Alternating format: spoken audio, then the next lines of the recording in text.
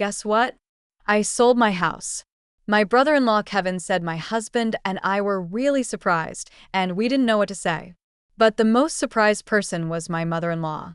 She looked really upset and asked, "Why weren't you supposed to come get me?" Kevin tried to calm her down and started to explain. "I'm Sandra. I work from home with my husband Robert.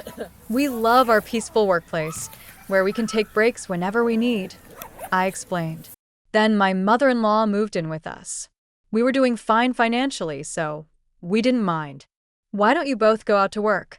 My mother-in-law would look at us with disapproval as she asked this. It made me feel tired, like we were going through the same thing all over again.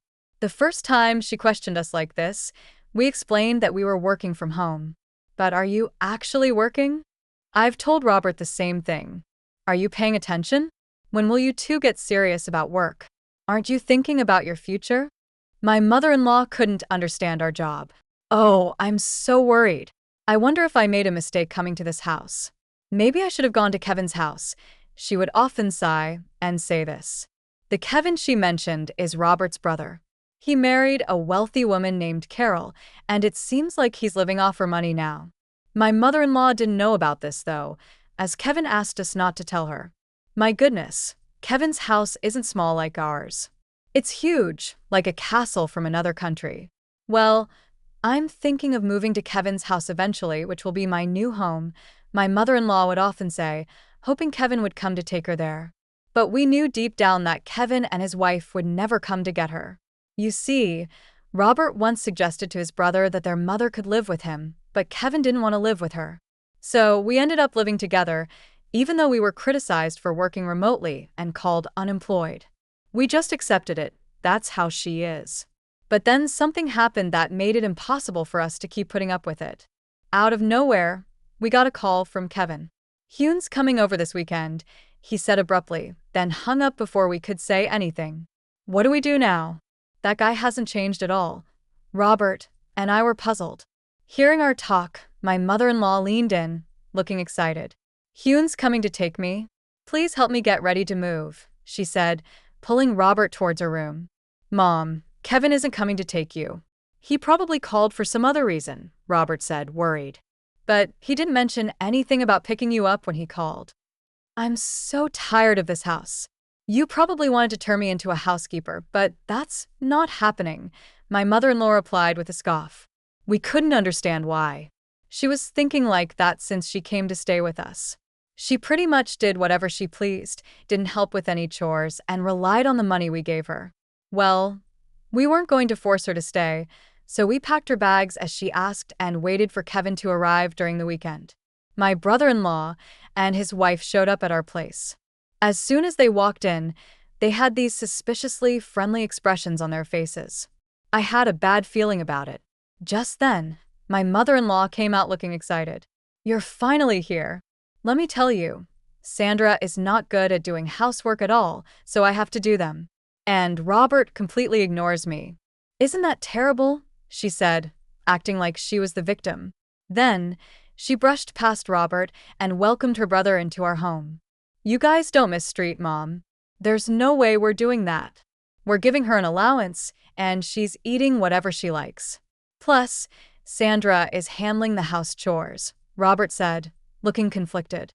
But his brother seemed suspicious. Robert has always been a bit clueless, probably treating Mom badly, without even realizing it. And it seems Sandra isn't the considerate type. "That's right, Kevin really understands me," she said. Hearing this conversation, Robert and I couldn't help but frown. Despite this, we decided to entertain our guests and led the couple to the living room. We all sat around the living room table, with Robert and me on one side, and the couple on the other. "Now, why are you just sitting there? Serve the tea," my mother-in-law demanded. "Huh? I thought you were going to make the tea, mother-in-law. What's this about making an old woman work?" I asked. "See, Kevin? Sandra is like this," she said, even pretending to cry. I was so stunned by her behavior that I couldn't even respond. Once I served the tea, the mood became serious. The truth is, we sold our house. Robert and I were surprised and shocked by Kevin's words. But the one who was most shocked was my mother-in-law. Why? Why would you do something like that? Didn't he come to pick me up? She asked, flustered, confronting Kevin. He tried to calm her down, saying, "Take it easy," and then began to explain. "We've been in debt, and even though we could pay it off by selling the house, we're broke and have nowhere to live. So we came here to see if we could stay." "What debt?" I asked. "I tried to start a business, but it didn't work out." "These things happen, you know," Kevin said with a laugh. Robert and I sighed in frustration. "We only need to stay until we find a new house. Please, we have no one else to turn to," the couple pleaded, bowing their heads together. I think our expressions must have been mixed, but if they had nowhere else to go, we felt obliged to help. We agreed to let them stay temporarily in our house. However, we made it clear that they had to find their own place within a month. "Okay," Kevin said, still laughing, and went to prepare for their move. After they left, my mother-in-law sat quietly, looking lost in thought. Robert and I assumed she was still processing everything. The next day, the couple's belongings arrived promptly. "This much? Where are we going to put it all? This is going to be tricky. We might have to sell some things or rent a storage unit," my mother-in-law said as we discussed what to do with Kevin's belongings. Then, out of nowhere, she dropped a bombshell on us. "I've been thinking, wouldn't we be more secure in the future if Kevin stays here, so you freeloaders can leave? Can't you?"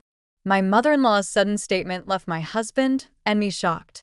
"If you insist, I can tolerate Robert staying, but I don't need a wife who can't do anything. Get a divorce, then Sandra's space can be used for all these packages," my mother-in-law eagerly demanded, looking at my husband for approval. "What are you talking about?" he reacted as he usually did, completely surprised. Then my brother-in-law and his wife arrived. My mother-in-law greeted them happily, but I was still shaken by her earlier words. My husband decided to ignore the situation for the moment and asked his brother to deal with the packages. There were more than I expected. "Try to reduce the number. Rent a storage unit or sell some if necessary," my husband said. His brother glared at him and said, "What are you talking about? These packages are important. How could I sell them? And what if they get stolen from a locker? What if they get damaged? Are you going to take responsibility, bro?" My husband shook his head at his brother's selfish behavior. "This is our house, you know. It's only fair that you endure some inconvenience, right? If you don't like it, find a place to live quickly and leave." But then my mother-in-law shouted, "What are you talking about? Didn't I just say, if you two are not happy with Kevin and the rest, you can leave? You're basically freeloaders. You're not needed in this house. Kevin is trying to start a business, and all you two do is loaf around the house doing so-called remote work. You're a nuisance." It was like my mother-in-law was acting as if it were her own house. My husband and I exchanged looks in disbelief. My brother-in-law and his wife were surprised by my mother-in-law's words, but then they started to smirk. "That might not be a bad idea, Mom. It sounds good. It's a hassle to find a new place, so we could stay here. So, why don't you sell this house to us?" Carol, my brother-in-law's wife, said, "I feel uneasy with you two around, so it would be better if you sold this place to us. And it seems like our mother-in-law agrees with us, so sell this place to us." My husband and I were stunned by their words. "What nonsense," my husband started, but was cut off by my mother-in-law, who smirked. "See? Both Kevin and Carol are saying the same thing. So what will you do, Robert? If you're going to divorce, you can stay here." My mother-in-law glared at me triumphantly. I prepared myself to respond, but my husband spoke up first. "Why do you get to say whatever you want? Why should Sandra have to leave?" My husband was visibly angry, his voice raised. "Don't raise your voice like that. It's better without a burden around, right?" My mother-in-law retorted, but my husband responded with frustration. "You don't understand anything. This is Sandra's house." At my husband's words, my mother-in-law, brother-in-law, and his wife gasped. My husband continued, adding to the tension, "This is the house that Sandra bought for her life together." "What? What are you saying? There's no rule saying only the husband can buy the house. Besides, Sandra covers all of Mom's allowance and living expenses. Sandra said she'd take on that responsibility because your pension is minimal and it would be hard for you to have financial freedom with just that. Robert glared intensely at his mother. Despite this, my mother-in-law seemed incredulous, looking at me and snickering in disbelief. Unbelievable. Sandra just sits on the computer all day. She doesn't even do housework properly. Wasn't my allowance coming out of my pension? Otherwise, there's no way Sandra could afford to give me $500 a month. Moreover, my mother-in-law continued, Sandra is the one managing my pension, isn't she? You might have told Robert otherwise, but I'm sure you're dipping into my pension. She puffed up her chest and glared at me. I glared back, refusing to back down. It's true that I succeeded as a business owner, I said firmly. You're lying. Stop spreading lies about my wife, Robert yelled. You should divorce this lying wife already. You can live here with me, Kevin, and Carol. Besides, there's no proof that Sandra isn't earning money. Here it is, I said, pulling out my paycheck and showing it to her. The sight of it left my mother-in-law, Kevin, and his wife stunned. Since Mom moved in, we haven't used any of her pension. If Mom ever wanted to leave, Sandra has been managing it so she could live independently. But instead, Mom, you've been bossing Sandra around, interfering with her work.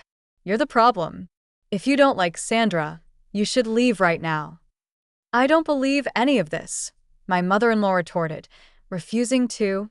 They didn't listen to anything we said afterward. Robert and I sighed in disbelief, cutting her off. Well, if that's how you feel, we'll pack our things and move to a new house. You guys will be stuck with a mortgage, but if that's okay with you, don't come crying to us for help. If you insist, mother-in-law will leave. Even with a pension, maintaining your lifestyle will be challenging, but I guess that can't be helped, can it? At our words, my mother-in-law turned beet red and yelled for us to leave. Wait, you can't be serious. We don't have to do that, do we? Kevin and his wife tried to intervene, but my mother-in-law gave us a fierce look and said, Don't you dare talk back, Kevin. You're going to be a CEO, aren't you? I don't mind you using my pension, so just start a company and show us how successful you can become. I'll show you what happens when you defy us. Her words were filled with intensity. Hearing this, we decided it was best to no longer be involved with her or Kevin's family and left the house. Of course, the mortgage on the house remained. We changed the ownership to Kevin's name. Some time had passed since then. While there was still some lingering dissatisfaction from that incident, being freed from my mother-in-law's sarcasm, we were able to return to our normal routine. While we were working from home like usual in our new apartment, my mother-in-law called my husband, crying. She said Kevin took her pension money and disappeared a week ago. She and Carol, Kevin's sister, were left alone in the house and needed help. My mother-in-law was too upset to talk, so she passed the phone to Carol. Carol explained that, since Kevin's failed business and selling the family home, their parents had cut ties with them. They hadn't been able to reach their parents since then. My husband sighed and said, I knew it. He told them not to involve us because we had warned them before leaving. He said they could report Kevin missing to the police, but that we wouldn't help them. After hanging up, I was shocked by my husband's reaction, but he believed they deserved what happened, and I ended up agreeing with him. They kept calling my husband's phone numerous times. Whenever he reluctantly answered, Carol would cry about not knowing how to report Kevin missing. We were surprised she didn't know what to do and advised her to call the police. However, despite their efforts, they couldn't locate Kevin. Just when we thought Kevin might remain missing, we heard the news that he had been arrested for robbing a bank in another state. Apparently, he did it to pay off his debts. This wasn't his first time committing such a crime. It seemed he was likely facing a significant jail sentence. Carol is stuck living with my mother-in-law in their old house because she can't go back to her parents' home. She's unsure if she'll divorce Kevin, but that's not her priority right now. She's working with a temp agency, struggling with her first job, but somehow managing to get by each day. My mother-in-law is in a tough spot, too. Kevin took all her pension, and now she's left to repay his debts. She started working part-time to make ends meet. While my husband and I feel bad for them, we decided not to help and cut off contact. They're experiencing the tough realities of life my mother-in-law often talked about. Despite the challenges, since my mother-in-law moved in, my husband and I are relieved to have returned to our peaceful routine.